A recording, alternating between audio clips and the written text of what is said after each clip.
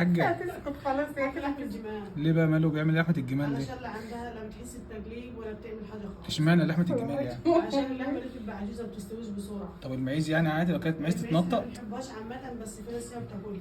هتتنطط يعني العيال هيتنطط؟ عشان لها 4 رجول. يا حول. طب ما الجمال له 4 رجول برضه. ايوه صحيح انت تصدقي. بتتكلمي فيها ماما. لا الجمل اللي 5 بس دي شوية. 5 والله 4 ماما. يمكن عندكم توصل 5. انتوا منين؟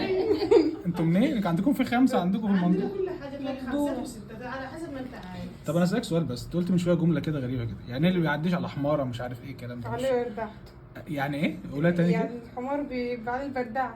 آه. فهي ما بتصيرش ولا الحمار ولا البردعة. مش صغير غير لما نعود عليهم وتعالوا. طب العيال انتوا مش خايفين يطلع في عيالكم يعني؟ ما هو فريج لوحده، ما بيقول فريج لوحده. انت برجل واحد انت مضربه بقالك ساعه وبتتمرن تعمل علاقه مش عارف وكده مغروس في اللحم.